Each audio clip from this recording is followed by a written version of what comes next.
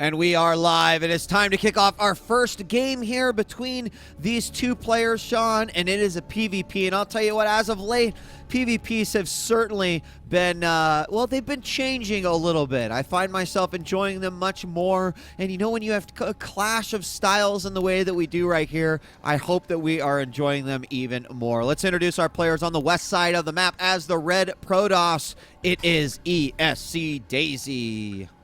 And over on the right position, gained himself a whole slew of fans at his recent MLG Arena performance. It is LGIM's first. The map is going to be one of the biggest maps in the map pool. And it will almost no doubt result in some kind of early expand attempt by one of the players. It's a little risky to try to go all out with the 4-gate Blinkstalker Observer play. It's always a popular build, but still, on this very map, it's probably going to be one of the diciest ones to pull it off on. Now, you talk a little bit about the contrast in their styles and, you know, a little bit about the IM first and going with, you know, the same build all the time. And, you know, it's just, when you do that, I imagine, especially in the world of PvP, that he actually learns to deal with a lot of the quote-unquote crazy stuff that can happen. And, you know, I don't know. I think that first there we do have the simulator going down for Daisy pretty early there. So far we have no gas coming out here by first, but there we go. Either way, you know, this map kind of sets us off. I'm not sure that this one is truly going to set the tone for this matchup, but we'll just have to see exactly how it plays out. I do like this opening as just the basic Protoss opening to do from first. The double refinery, or excuse me, the double assimilator on 15. Sometimes you can delay it a little bit till 16. It looks like we see first putting 2 in each geyser. Absolutely love this play. It's so tough to get a read on what your opponent is up to. Because we saw first build that pylon first, almost certainly building the Zealot, and there it is, also going down. This is essentially a declaration from both players. They don't really want to get a second gateway up anytime soon. They're both favoring something a little bit longer term, a little bit more tech-oriented, but neither player has scouted the other one yet. No, we do have that probe finally making its way over for first, but there is going to be a Zealot there. He's going to miss him as he sneaks on in, so he's going to get a great look of everything that's happening, include the energy on the Nexus, any chrono boosts that get thrown down. Also, checking out the harvester count on the assimilators. And no, there has not been any chrono boost thrown down at all.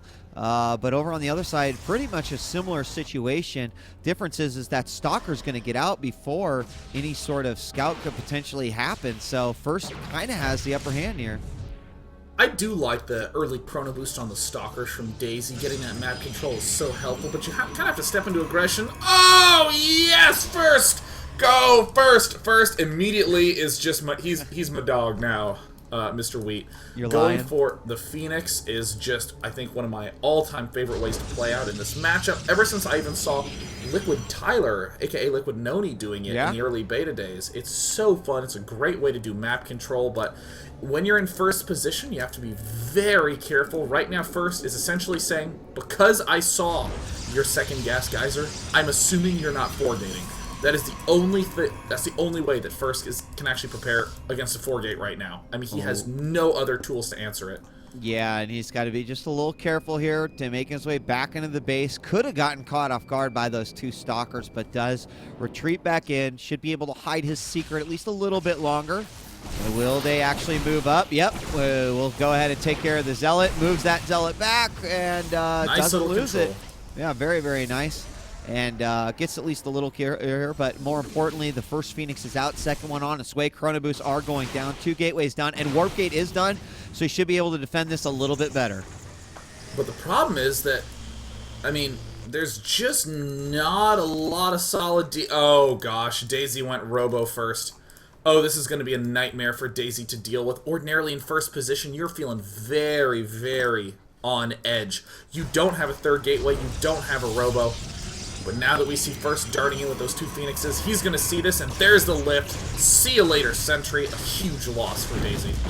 Yeah, huge loss. That also leaves, of course, some potential for probe lifts here, but he may not want to waste that energy. He gets, more importantly, a scout down, and we've got Immortals just popping out of this robotics facility right now with additional Phoenixes on the way.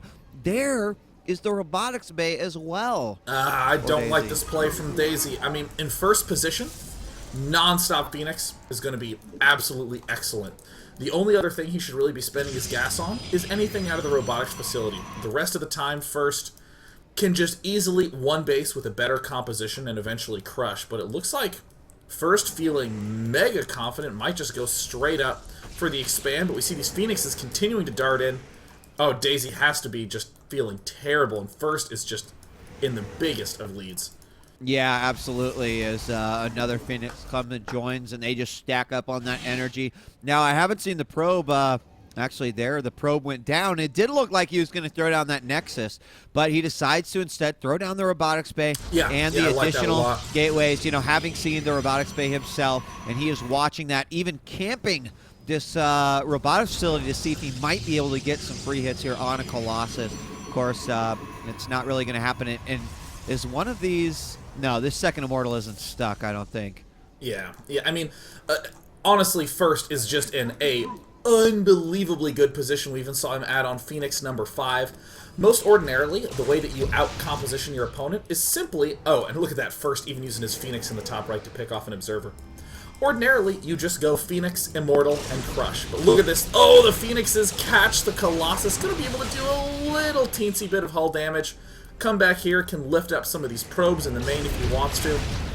Obviously picking up the gas ones. I mean, first in total control. Absolute control, yeah. There's a 5th Phoenix. You can actually go in here, maybe just snipe this Colossus.